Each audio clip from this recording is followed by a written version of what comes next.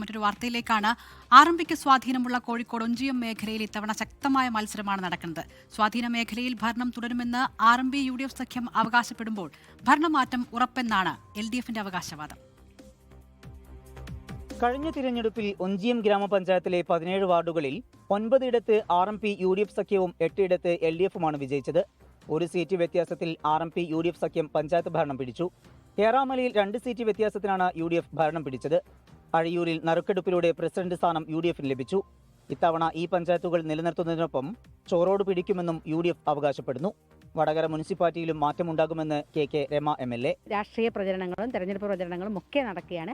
വലിയ പ്രതീക്ഷയിലാണ്. ജനം വലിയ തോതിൽ സ്വീകരിച്ചിരിക്കുന്നു. ഞങ്ങളുടെ സ്ഥാനാർത്ഥികൾക്ക് വലിയ സ്വീകാര്യത കിട്ടിയ ഒരു സാഹചര്യം കൂടി നമുക്ക് കാണാൻ സാധിക്കും. എന്നാൽ വടകര മുനിസിപ്പാലിറ്റിയിലും ചോറോട് പഞ്ചായത്തിലും ഇളക്കം തട്ടില്ലെന്നും കഴിഞ്ഞ തവണ നഷ്ടമായ 3 പഞ്ചായത്തുകൾ തിരിച്ചുപിടിക്കുമെന്നും LDF. ഷാഫി പറമ്പിൽ ഫാക്ടർ വടകരയിൽ തരംഗമുണ്ടാക്കില്ലെന്നും CPIM Onchiyam area secretary TP Bineesh. ഇത്തവണ ഈ ഭരണത്തിന് അന്ത്യം കുറിക്കും ഇടതുപക്ഷ ജനാധിപത്യ പ്രസ്ഥാനം കൂടുതൽ സീറ്റുകൾ നേടി. ഈ പഞ്ചായത്തിൽ 19 സീറ്റാണ്.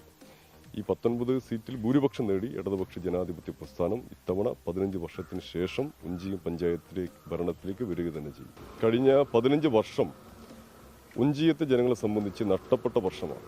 സ്ഥാനാർത്ഥികളും നേതാക്കളും അവസാനവട്ട വോട്ടുറപ്പിക്കുന്ന തിരക്കിലാണ്. ശക്തമായ പോരാട്ടം നടക്കുന്ന ഈ മേഖലകളിൽ തന്നെയാണ് ജില്ലയിൽ ഏറ്റവും അധികം പ്രശ്നസാധ്യതാ ബൂത്തുകൾ നിലനിൽക്കുന്നത്. അതിനാൽ തന്നെ സുരക്ഷ ശക്തമാക്കുന്നുണ്ട്. ഒഞ്ചിയത്ത് നിന്ന് ജയൻ കല്യാശ്ശേരിക്കൊപ്പം സമീർ സി മുഹമ്മദ്, 24.